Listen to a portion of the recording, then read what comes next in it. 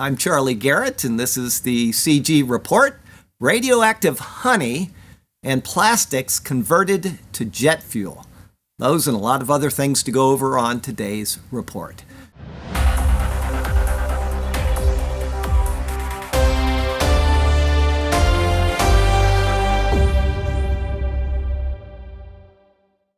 Let's see here. It is 2 May. It is 2 May. Beginning of the new month. It's Sunday. It's time for the prophecy update of the week.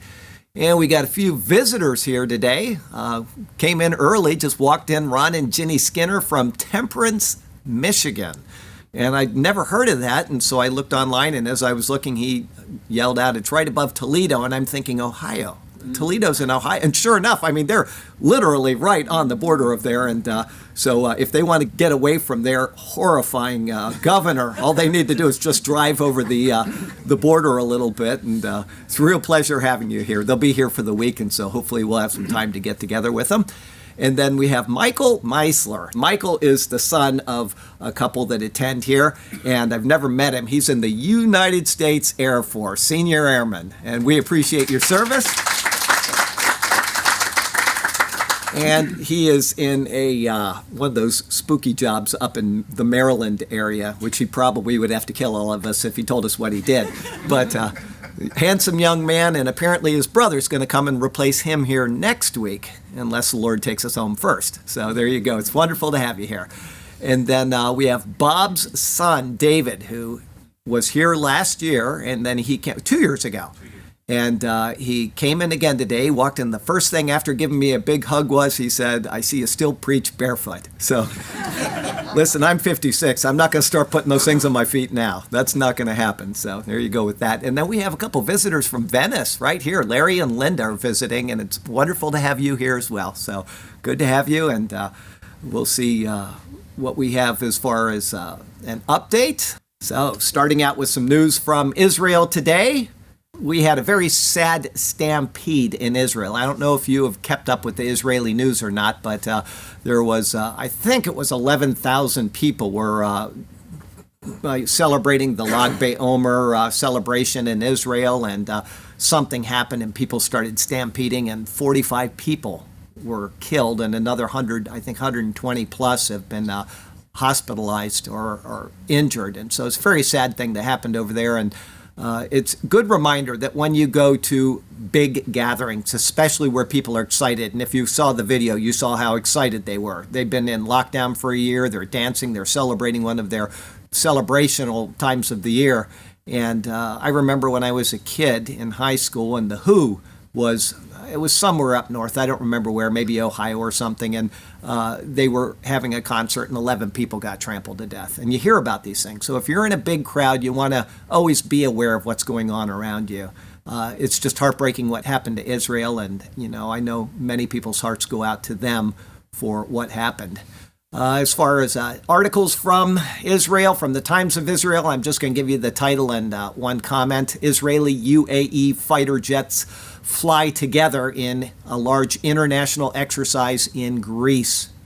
Air forces from 8 countries take part in the drill, simulating airstrikes, dogfights, and rescues over unfamiliar terrain. Now, they have participated in these exercises in the past, but this is the first time, thanks to our previous president, that the UAE and Israel are allies, flying together, not just, competing and, making a show of things. They're actually flying as allies. And so hats off to our previous president for that. We have a current president which is trying to destroy everything that he put together and built up in the Mideast, and it is going to devolve quickly over there unless this guy grows a brain, which I don't think is going to happen at his age. But there you go with that. From the Jerusalem Post, Israeli innovation will allow oxygen to be produced from the moon's surface. It's kind of interesting. An Israeli startup has developed a method for producing oxygen from the surface of the moon. The project, titled Helios, after the company behind it has received funding from the ISA, which is the Israeli Space Agency, and is expected to develop a system that will launch 2 missions into space in the next 3 years. The technology behind the ambitious idea is based on a special furnace that was designed to extract oxygen and various metals directly from the surface of the moon, without requiring any supplementing materials brought from Earth. And that's the important part about this. This potentially means reliant technology that would allow future human settlements on the moon to quite literally live off the land for long periods of time without needing constant shipment of supplies from Earth. The technology we've developed is a part of a value chain that will allow permanent bases to be established outside the limits of planet Earth in order to avoid having to endlessly transport equipment. And while the oxygen produced by Helios would potentially serve astronauts for breathing, most of it would be used for launching and operating space vehicles due to its part in the chemical process leading to a combustion reaction. The current cost of launching materials and equipment to the moon, Mars, and beyond restricts the chances for long-term extraterrestrial human presence. However, about 45% of the total mass of the surface of Mars and the moon is suitable for the extraction of oxygen, the company says. So if they can actually make this work, they will be a lot further along and able to having the ability to actually have places on the moon where people can stay for extended periods of time. So we'll see where it goes. From All Israel, Israeli economy shrank in 2020, but less than other advanced economies. Now, I would not have expected this. I would have expected Israel to have taken a great bite, and apparently they did better than many other economies. Despite contracting by 2.6% during the pandemic year 2020, Israel's economy is already reawakening, is poised to make a quick recovery. By comparison, most Western democracies experienced on average an economic shrinking of 5.5%, almost double in 20, or actually more than double. 2.6 and 2.6 is 5.2, so more than that. 5.5% in 2020, more than double compared to the Israeli economy. Israel's economy was not only less battered than other advanced economies, it appears to be on track to a swift recovery. Israel's GDP grew by an annualized rate of 6.5% during the fourth quarter in 2020. This rapid Israeli economic growth rate greatly outpaces the average growth rate among Western economies even prior to pandemic. While private consumption in Israel shrank by 9.5% in 2020 and unemployment soared to over 16% due to 3 lockdowns, unemployment fell below 10% in April. However, the unemployment rate still remains high compared to less than 4% unemployment prior to the pandemic. The IMF is also increasingly optimistic about the Israeli economy. IMF has revised its economic growth forecast for Israel in 2021 from 4.1% to 5%. This forecast is even more optimistic than the Israeli Ministry of Finance's growth forecast of 4.9%. In addition, IMF expects the Israeli economy to continue growing with 4.3% in 2022. IMF also expects inflation in Israel to reach 0.7% in 2021, approximately half the rate of most advanced economies. The international agency also predicts that unemployment in Israel will drop to 5% by the end of 2021 and to 4.6% in 2022. If realized, these numbers are indeed encouraging. However, IMF's forecast for unemployment in Israel does not include unpaid leave in sectors that were severely hit by the pandemic, such as aviation and obviously tourism. We were talking about that before we got started today, is that tourism is not going to come back quite as strong as they had hoped. And the reason why is a large amount of their tourists to Israel are evangelical Christians. And evangelical Christians are the ones that are least likely to get the vaccine in this nation as a large group. And so my guess is, unless they change their expectations in Israel and say that, you go into a 2-day lockdown or something, or they come up with something to accommodate evangelical Christians, their tourism is not going to come back the way that the rest of the country has. And I'd also like to say that Donald Trump is probably responsible for a great deal of what happened there. And the reason why is because even in their time of lockdown and even when things were slowing down around the world, he was making these alliances possible between the UAE and between Morocco and between Bahrain and Israel. And because he did that, they have extra sources of income and trade that are going on right now, which would not have been a part of that case. And so, once again, Donald Trump was their greatest ally, and I don't know how these numbers that they predict will be able to maintain themselves if Biden continues on the path he's going with Israel. I just don't see how it's going to happen because he is a real detriment to that nation. And we'll talk about that a little more now and maybe some articles next week. From the Times of Israel, doing what no human eye can, AI reveals secrets of Dead Sea Scrolls creation. New research has revealed tantalizing evidence in the mystery of who wrote the Dead Sea Scrolls, identifying that two scribes were apparently behind one of the most famous of the manuscripts, and not just a single workman as had been largely assumed. Harnessing the key attention to detail of computer-assisted pattern recognition boosted by artificial intelligence, biblical and computer researchers from the University of Groningen in the Netherlands analyzed the Great Isaiah Scroll, one of the first of a trove of ancient scrolls discovered in the caves in Qumran region near the Dead Sea in 1947. The study focused on examining minute differences in the way letters were written. It uncovered evidence that there are two distinct halves to the scroll, with the break at columns 27 through 29, written by two scribes who were apparently trying to match their styles. They're actually trying to copy each other, but the AI computer can tell that there are two different people that were actually doing this. That there were two scribes sheds new light on the production of biblical manuscripts in ancient Judea. It doesn't have anything to do with the reliability of the text. They know that it is reliable, and they know that the Word of God that we possess today is reliable based on the Hebrew. What this is telling them is how these texts were put together, how they were maintained by people. It was not always one person that was writing out a text. They may break it up between different scribes and say, you're going to do the first, half of it, you're going to do the second half. And they did not know that that was the case. I mean, these people have been minutely studying the Great Isaiah Scroll for years. It is one of the most studied scrolls on the planet, and yet they didn't know this until a computer figured it out. So I thought that was kind of interesting. From Breitbart, Biden fails to mention Israel or Middle East peace in his first address to Congress. The momentum toward peace in the Middle East is apparently not high on his agenda. So there you go. I don't think it will be high. I think he's got other priorities which are going to cause this nation probably to go into a tailspin.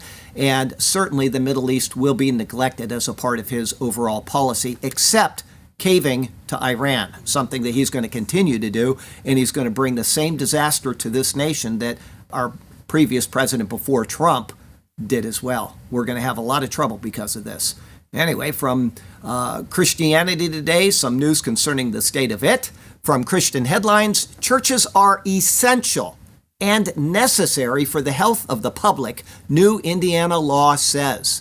Okay, this is a great thing because they can't undo this without completely destroying a lot of their constituents if they argue against it in the future. So, Indiana Governor Eric Holcomb signed a bill into law that calls churches and religious organizations essential services and limits how the state can restrict them during an emergency. This isn't just important now, this is important for the future if they try this kind of thing again. The bill's sponsors say it is needed to protect churches during future emergencies similar or even worse than the COVID-19 pandemic, which led to the local and state governments shuttering churches. Religious organizations provide essential services that are necessary for the health and welfare of the public during a disaster emergency, the bill's text says. The state and its political subdivision may not impose restrictions on churches and religious organizations that are, here it is, more restrictive than the restrictions imposed on other businesses and organizations that provide essential services to the public. In other words, we were all told that you're not essential and you're essential. And, that was the hand that was dealt to the American people. And the people that were essential went to work and they continued to function as they normally did. Everybody else was shuttered away inside locked homes and told you can't go out and you can't breathe and you can't do this and you can't do that. Well, this is now limiting the government's ability to say that a church is not essential. In fact, it takes away that ability. They are essential and they can meet in the exact way that anybody that is deemed essential can meet. That's the important thing right there. So it says the new law specifically allows the state to order a religious organization to comply with generally applicable health, safety, or occupancy requirement, but it must be neutral towards religious organizations and equally applicable to any organization or business that provides essential services.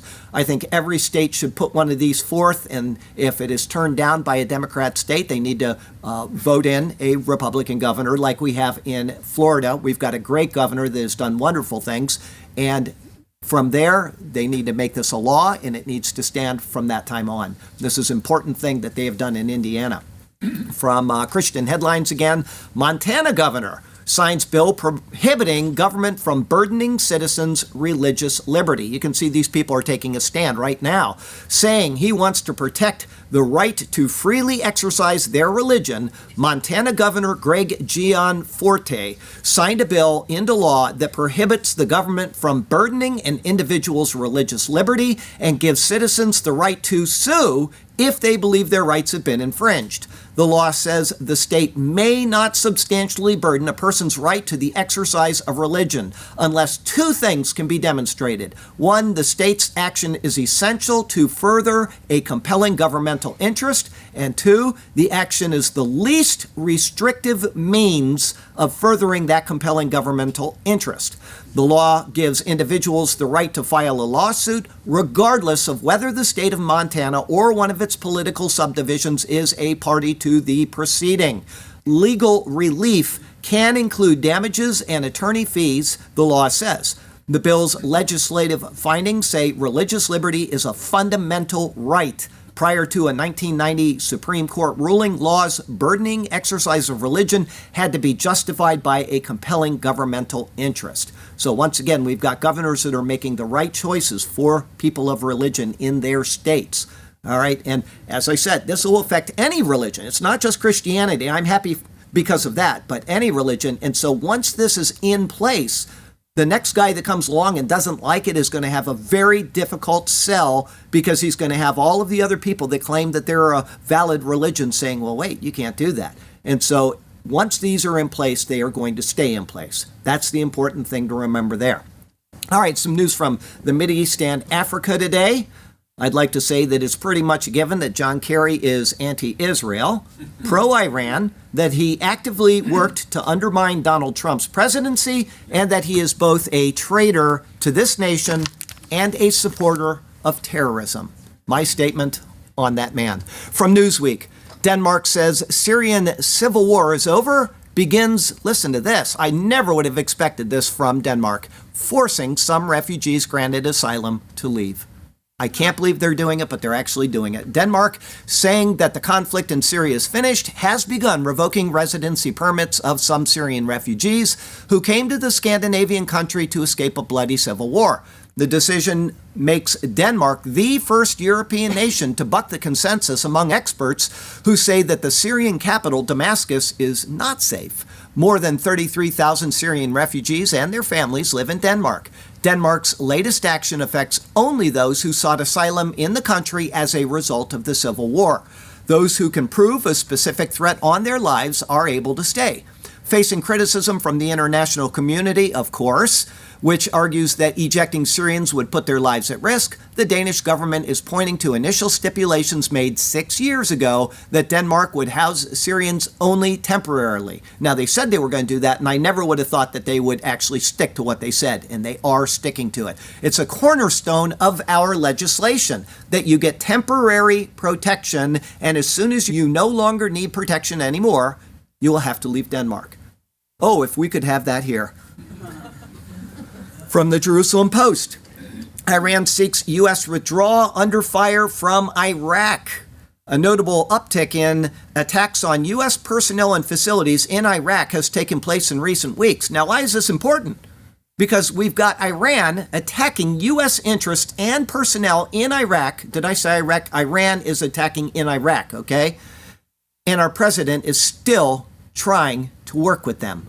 It makes no sense at all what he's doing. We'll go on. In the latest incident, 5 rockets were fired at the Balad Air Base, which hosts U.S. personnel. F-16 aircraft are stationed at the base. 2 foreign contractors and 3 Iraqi soldiers were wounded. 2 of the rockets landed in the dormitory and canteen of a U.S. contracting company. The Balad attack followed a drone strike on the airport at Erbil. U.S. troops are stationed at the airport, located in the usually peaceful and stable Kurdish autonomous region. This was the first recorded use of a drone against a U.S. target by the Iran-linked Shia militias in Iraq. Iran is the one that is funding these. A rocket attack in February at the airport killed 1 Iraqi civilian and a contractor working with U.S. forces. So these are all in one way or another coming against U.S. interests, okay? Around 20 attacks against U.S. personnel and facilities have been carried out since Biden's inauguration in January. 20 attacks since January, all under this administration, and he is still trying to make things work with Iran instead of holding to what you saw the article I read a week ago. Iran was right at the end of their money. They were right at the end of their money, and now he is starting to fund money back into them and build up their regime again to do more of this. Anyway, we'll go on. Around 20 attacks against U.S. personnel and facilities have been carried out since Biden's inauguration in January. What is the objective of this insurgency? The Iranians want to produce a withdrawal under fire of the 2,500 U.S. service personnel currently present in Iraq. That this insurgency is gathering speed at a time when U.S. and Iranian representatives are meeting in Vienna in an effort to revive the JCPOA nuclear agreement should come as no surprise to those familiar with Iranian methods. Recall that the negotiations toward the original JCPOA took place in 2013 through 15, when the Syrian civil war was at its height. During that period, the entire regional network of Iran proxy political military groups had been mobilized to defend the Assad regime from the insurgency against it. The U.S., meanwhile, was a nominal, though somewhat half-hearted supporter of the Syrian rebellion. So they were taking the opposite side of the United States when Obama was making that agreement possible, and he still made it possible. And they continue to do these things to this day without any repercussions, and instead they are rewarded. This should not be. From the Epoch Times, CCP has taken over Islamic countries, Muslim scholar warns. This is another bad thing that's going on. Beijing has set up its sight on Islamic countries in the Middle East and Central Asia as they are crucial to its Belt and Road Initiative. Since 2013, the CCP has made the BRI a centerpiece of its plan to grow its geopolitical influence. The initiative pours billions of dollars into building roads, railways, ports, power plants, and telecommunications infrastructure around the world. Although China's BRI has promised to bring economic development to poor countries, so far it has introduced new colonialism. Beijing is leveraging its economic power to create a diplomatic advantage and using its political influence for security and military purposes. We have seen this with a lot of Pacific Island regions, African regions. They're doing it now in the Middle East as well. The CCP has taken over most Islamic countries. The BRI encompasses 139 countries, including China. They account for 40% of the global economy and 63% of the world's population, according to the Council on Foreign Relations. Okay, now, somebody sent me an article. They were watching a Zoom cast with some prophecy expert on the Bible, and he was saying that the kings of the East are limited to the area of Mesopotamia, basically. Okay, I would disagree with that. The kings of the East are anything that is east of Israel, and that extends all the way out to the Pacific Ocean. And this is what is being set up right here in our times, the BRI, the Belt Road Initiative, which goes from China all the way through everywhere. The old Silk Road is being rebuilt, and that is what is being portrayed. Now, who they are, I'm not going to speculate, because that's not in the Bible. It's, not responsible theology to go naming names of countries, but it is anybody potentially from the Pacific Ocean over. And they can be in the Battle of Armageddon in no time at all. Once this Belt and Road Initiative is finished and they have that highway, it's just like driving across the U.S. You could be there in a couple of days. So whoever it is that's coming, it is all possible because of what's going on right here. Okay, as we span the globe, we try to never miss something interesting from Mongolia. Now, until yesterday, I had a comment that says, and we didn't find anything. I'm so tired of reporting on COVID-19, which is the only thing that is, mentioned in Mongolia. So thank goodness I found something from Mongolia. Has nothing to do with prophecy, but hey, from the Daily Star. Mutant lamb, born with only 2 legs, their front legs, learned to walk just like a person. Now, that's not true. If it had back legs, then you could say it's walking like a person, but it walks on its 2 front legs. A mutant lamb ran around on its front legs after it was born on stumps for its hind legs. For a time, the 2-legged lamb would shuffle on its stomach following its mom, but later adapted. So here this little lamb is running around on its 2 front legs. Unfortunately, I've got sad news. It did die. It got gastric problems because of the way that it walked and then would sit down. But it was very, very tender to watch that. The Lord created all things perfectly. Sin entered the world, and we have things like mutant lambs, but you can see how life wants to live, and it wants to excel. And this little lamb gave such a wonderful, example of that. It was kind of cool to see. Anyway, the book of Daniel prophesied that technology would increase in the end times. What has come out in this regard? Well, from Mail Online. Single-use plastics. I know this is kind of a green thing, all right? I am the biggest recycler on the planet. Okay, I know some people don't like to recycle. They think it's too green for them and all that, but I don't like waste. I don't like wasting anything in life. And so when I read this article, I was really happy, because if you go like to any third world country, I've been in a lot of them, you go to any of them, and the thing you see everywhere is plastic. They just throw it around. It's a real problem in the world. The streams and rivers are filled with plastic. Mountainsides, they will just dump all their stuff down the side of a mountain. It's plastic everywhere. All it does is clog up the environment. And so they have found something. Something funny happened. Did I include it in the article? Maybe I did. Yeah, I did. This is kind of funny at the end. Really got some lefties on this one. So we'll get to that in a minute. Single-use plastics are converted into fuel for jets and diesel. Okay, yes. Okay, the procedure combines 2 materials found in common household products to break down the plastic over just a few hours. They've been able to do this all along, but it's a long, tedious process. That's no longer the case. After the catalysts break the plastic into carbon molecules, hydrogen molecules are added to stabilize the results for use as jet and diesel fuel. According to the researchers, the process is quick, carbon neutral, which is good because, the rest of the world is going to say we can't do that. It's carbon neutral and requires approximately 50% less energy than other technologies. And it works on different plastics, something they have not been able to do in the past, even when they're mixed together, meaning less resources would have to be spent sorting polyolefins, which are versatile plastics that account up to 70% of all plastics made today, including shopping bags, wet wipes, coffee K-cups, and disposable utensils. But they're also the hardest to recycle, leading to millions of tons of plastics ending up in landfills every year. Researchers from the University of Delaware's Center for Plastics Innovation have figured out how to turn these single-use plastics into fuel molecules. It can be done in just a couple of hours at around 480 degrees Fahrenheit, which, if I'm right, that's about what you cook a turkey at. Does anybody know if that's right? It's got to be somewhere around there. I don't see anybody shaking their head. Yes. Is that too high? She says it's high. You'd have a burnt turkey. I'm sorry. I burnt your turkey. Anyway, a little high for that.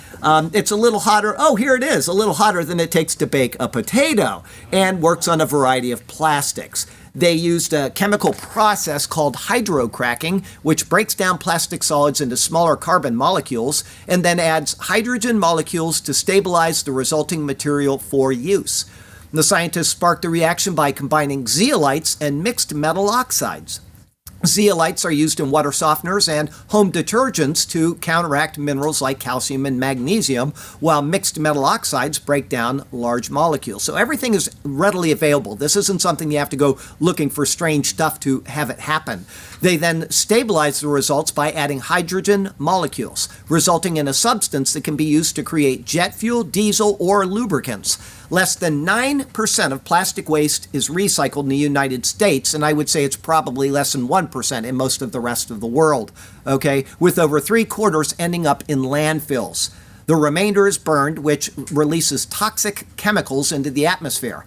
Ironically, here it is. Earlier this month, researchers at the University of California, Berkeley, announced that they had developed a truly biodegradable plastic that breaks down in just a few weeks. Now, the funny thing about that is the article went on to say that they won't pursue that anymore if this technology is available, because who wants,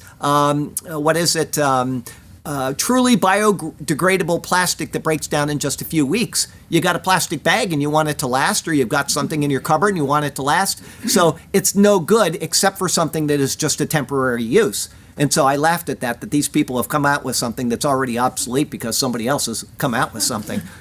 Anyway, it's a dangerous world, including the inevitable plagues that the book of Revelation prophesies of. And let's see how that's developing. From the New York Times, the EU is set to let vaccinated U.S. tourists visit this summer. Well, I won't be going to the EU, but all right. From the New York Post, more than 5 million Americans have skipped their second COVID-19 vaccine dose. People no longer want to have them after they've been reading the news. Mail Online, U.S. vaccination sites are closing as demand for COVID shots plummets across the country, despite less than 28% of the population being fully inoculated. They made a gamble and they have lost on it. That's what's happened. And you know what? If it wasn't for, I'm sure of this, if it wasn't for Republican governors, this would not be the way it is today. It would not be.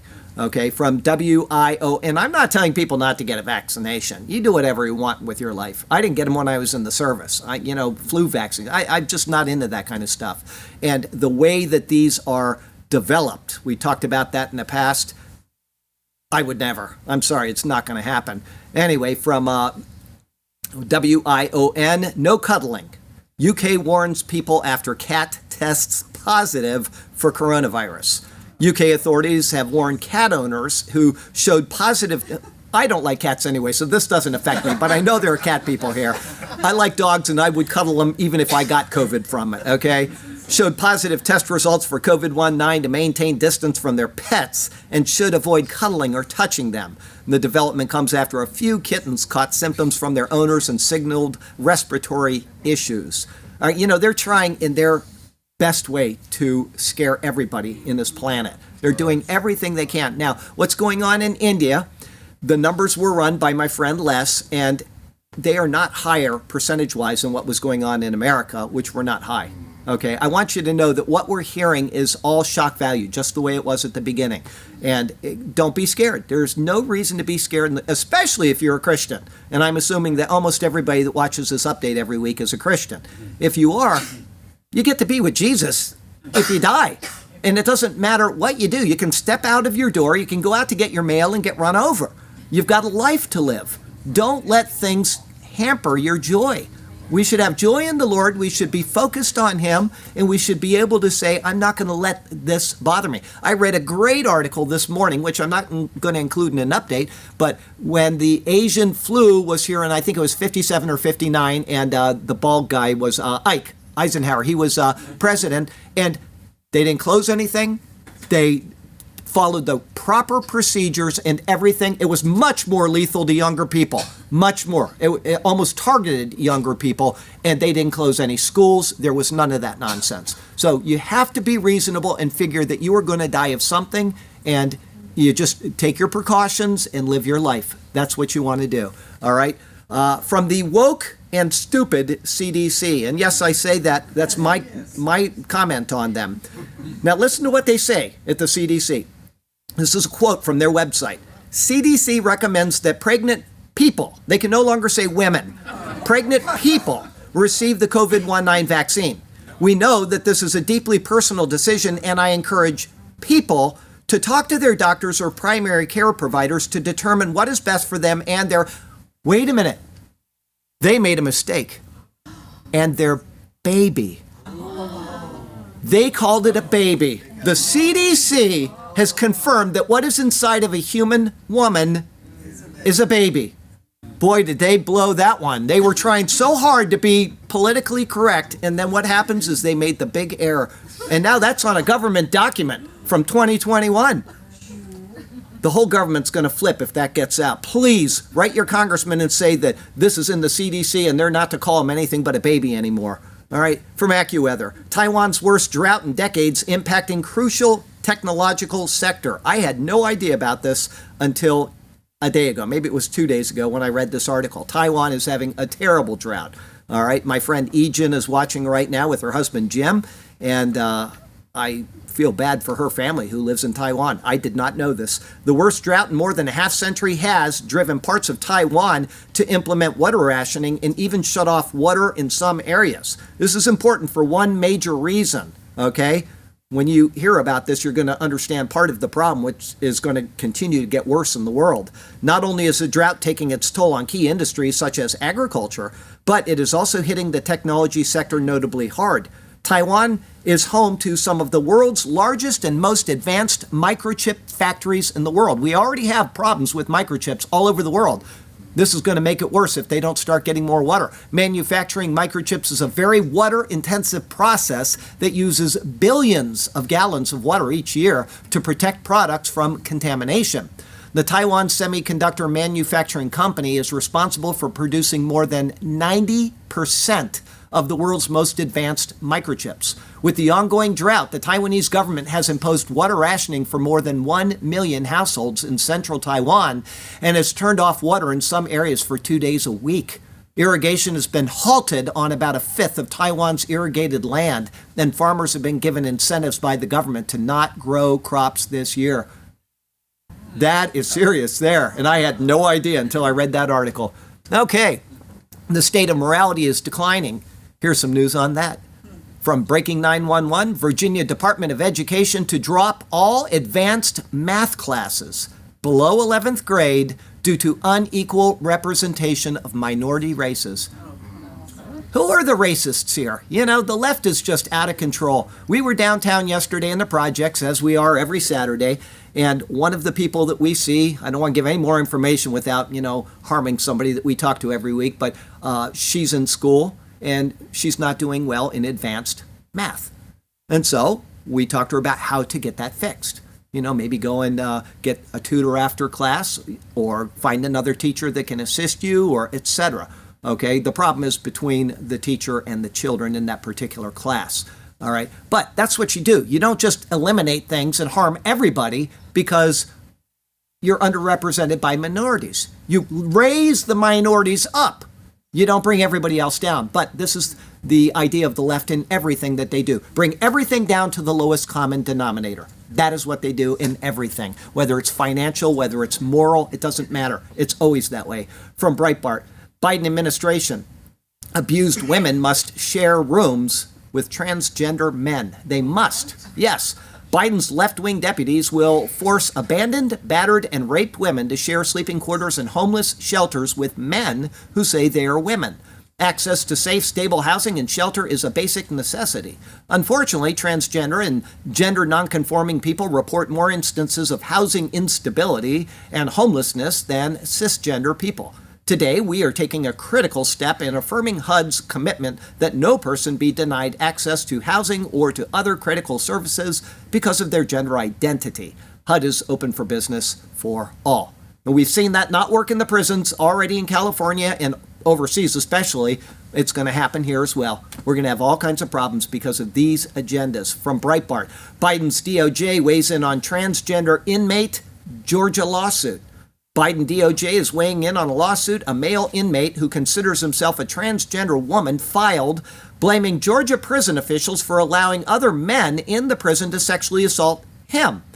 The inmate, but he claims he's a she. So the whole thing is just crazy. The inmate, who goes by Ashley Diamond, says the prison also does not provide treatment for gender dysphoria. The Left-Wing Center for Constitutional Rights and the discredited SPLC issued a statement in support of Diamond.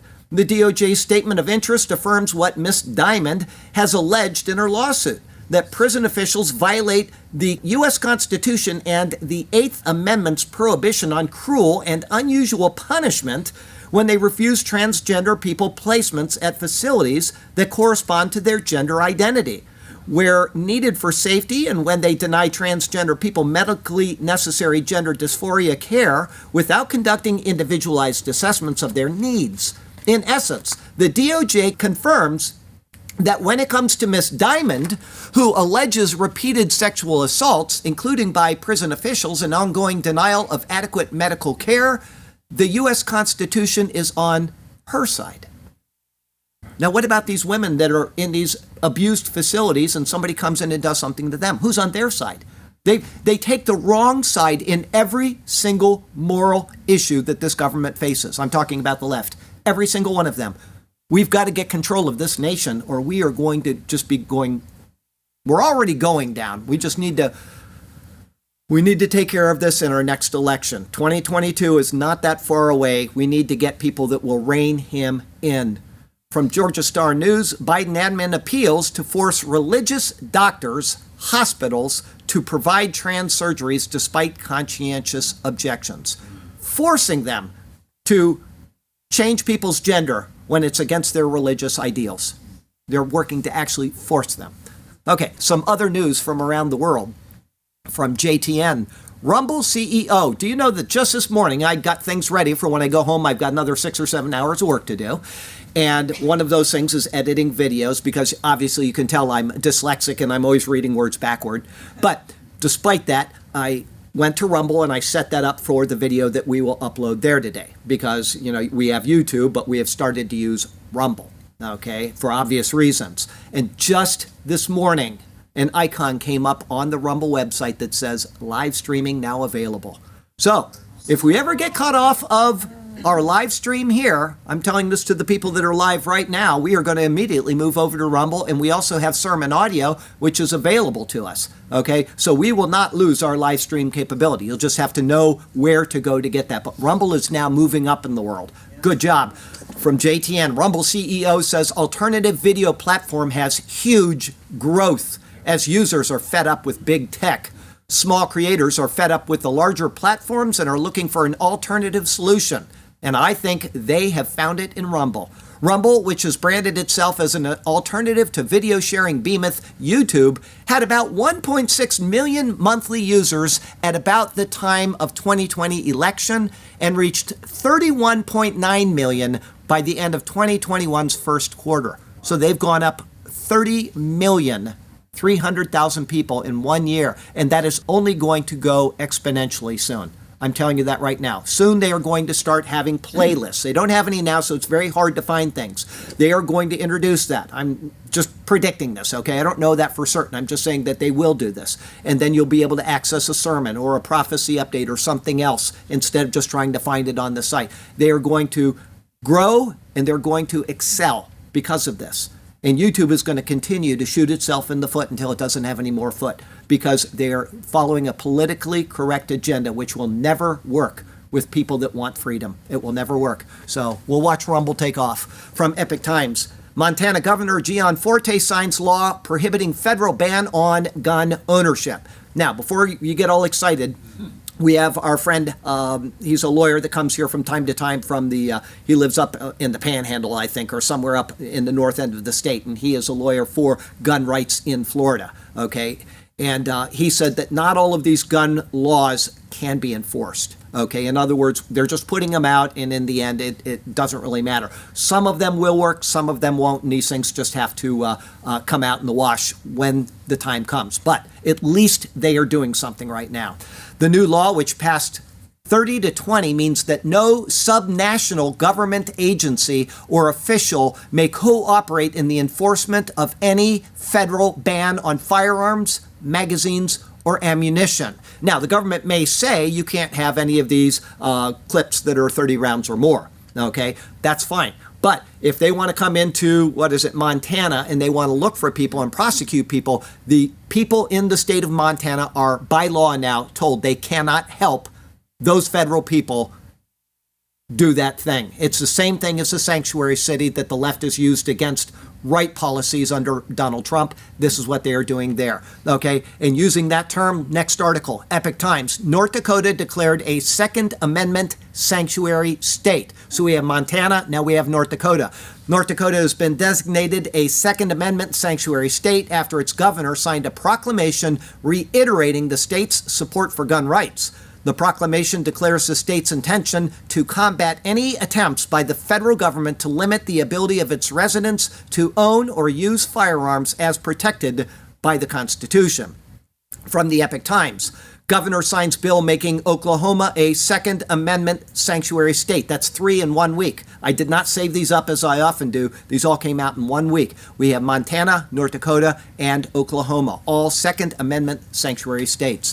From Mail Online, North Carolina police shooting victim Andrew Brown was a drug dealer with a 180-page criminal record dating back to 1988 and had been selling cocaine and meth weeks before his death. Mail Online. What pandemic? Airline, cruise line, and hotel CEOs see their 2020 pay double 2020 last year, even as their firms lost billions and they laid off thousands due to COVID. Now, the reason why these companies have gone woke, and I'm not the only one to think this, Dinesh D'Souza did a great video on this recently. The reason why they have gone woke and supporting all these BLM things and all of these voting things is not because they care about those issues. It is deflectionary. They went in a year when this nation was having an economic crisis and they doubled their salaries, and they didn't want anybody to target them because the left always targets people that have a lot of high pay. Always happens. Well, they're not saying anything this year. Why? Because they said, we support this agenda and this agenda. And so they've deflected the attention away from their greed and they've put it in place of BLM and voting rights and all of that kind of stuff. That is what's going on here. Okay, so I want you to understand. I went to what was the name of that place we went to? The pizza place, Demetrios. We went to Demetrios Pizza yesterday, and I walked in, and I know they have Coke products there, and I said, I want something other than a Coke product, and she said, that's all we have, and I said, then I will have water. Yeah. I will never, I don't care. I may include an article next week. I read it this morning about Coke kind of waffling on this because they're starting to lose business. Good. I will never go back to Coke. I will never. I like Coke more than any other soft drink, and I will never, ever go back to Coke. These people have put their priorities in the wrong place, and they will never get Charlie Garrett back. That's all there is to it. I hope everybody here feels the same, because these people need to pay for what they have done in this nation, especially what they did for our previous president, or against our previous president. Okay, let's see here. Mail Online. From Skid Row to a brand new studio. Inside the apartments that LA's homeless will be living in after judge orders city to offer housing to the entire 4,600 strong vagrant population by fall. We have to pay for our apartments. They get them for free. Every homeless person on Skid Row must be offered housing by October 18th, according to a judge's order. A new 98-unit apartment building that just opened is a small step in the right direction, the city says. Single women and unaccompanied children must be offered a place to stay within 90 days of the order. Families, meanwhile, must be offered a place to stay within 120 days and given support services by the county. The city is being ordered to put $1 billion in escrow to tackle the problem. The mayor has said it will comply. Why even go to work anymore? Why get a job? Why be a productive citizen in this nation when you just don't do anything and somebody's going to give you everything? Epoch Times. There's no accountability left. Epoch Times. Oklahoma governor signs law protecting drivers who hit people amid riots. The bill provides certain legal protections for drivers who injure or kill somebody while they are fleeing from a riot. We've seen people actually be, remember that guy out in L.A. during the Rodney King trials, after the trial, and they pulled him out of his truck and they threw bricks at him until he was brain damaged? Well, we've had that happen in the past year from these BLM people. People have been damaged, physically damaged, and some have died because of this, and these people are tired of it. The bill provides certain legal protections for drivers who injure or kill somebody while they are fleeing from a riot and when there is a reasonable belief that they are in danger. It also amends state law to classify the unlawful obstruction of a road or highway as a misdemeanor punishable by up to a year in prison and a $5,000 fine. Good. Stop these people from doing these things. Mail Online. New York Police Department detective is attacked as he probes robbery. New York City Police Union blames de Blasio for soaring crime as shootings rocket by 257%, and a man is shot dead after asking a stranger if he's okay. Are you okay, buddy? Law officer.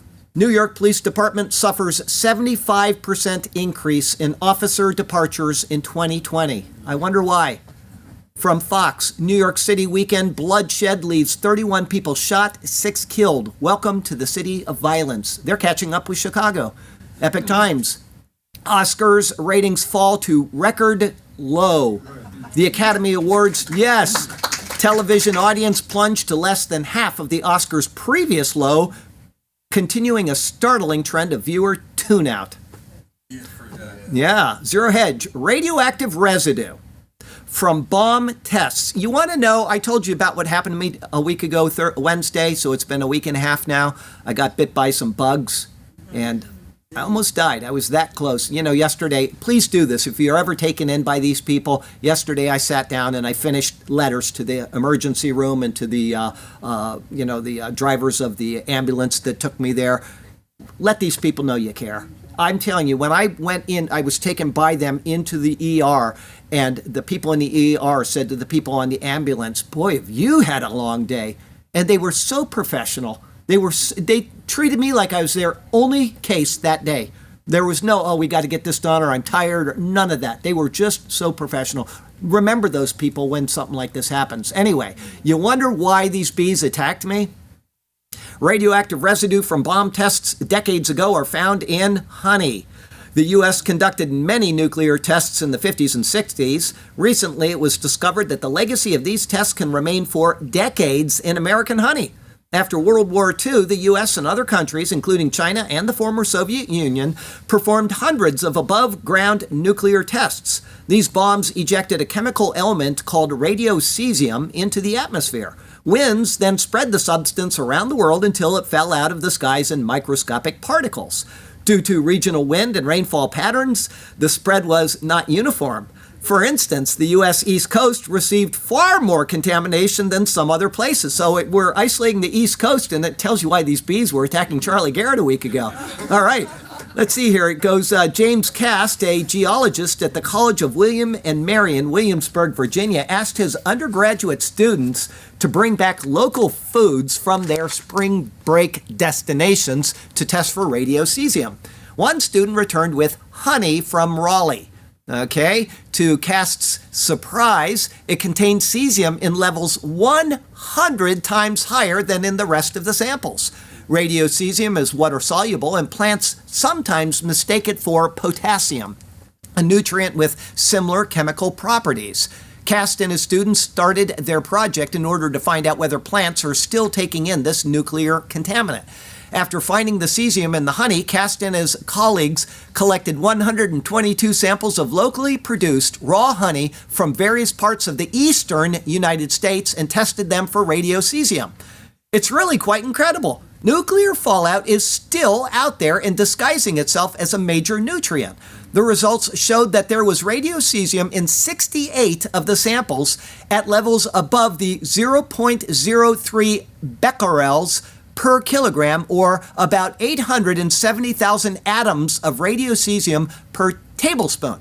A Florida sample, here it is, had the highest levels of radioactivity at 19.1 becquerels per kilogram. The new findings, that's way, way above anybody else. The new findings raise questions about how cesium has impacted bees in the past 50 years. I know how it's impacted them. I was a recipient of it. Biogeochemist Justin Richardson said, according to the report. So now you know. I'm just making a joke of that. Obviously, it's not radioactive, and there's nothing wrong with me. But